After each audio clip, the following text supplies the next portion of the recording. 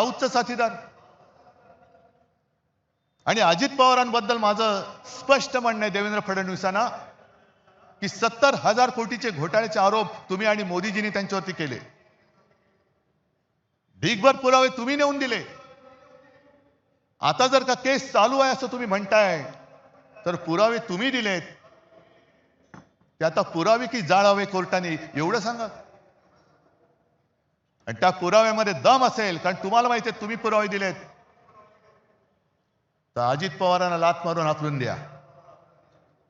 आणि नसेल तर अजित पवारांची जाहीर माफी मागा, कारण हेच तुमच्या चालचाली चाललेले आहेत. लोकांना बदनाम करायचं, आयुष्यातून उठवून टाकायचं,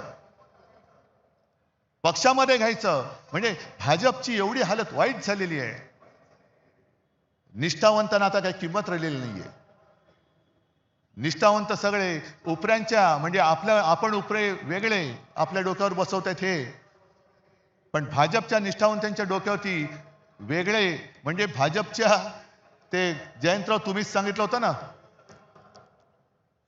तसं त्यांचं झालं. आता कोणाच्या खांद्यावर कोणाचे ओझे, सगळे माखलेले, घाणीने माखलेले, लडबडलेले.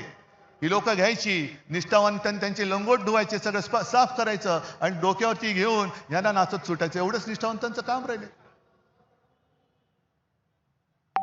ही भाजप आम्हाला मंजूर नाहीये. महाराष्ट्रातील सर्व बातम्यांचे विश्वासार्ह व्यासपीठ, सकाळच्या सर्व सोशल मीडिया प्लॅटफॉर्मला लाईक, फॉलो आणि सबस्क्राईब करा. तसंच सर्व नोटिफिकेशनसाठी बेल आयकॉन प्रेस करायला विसरू नका.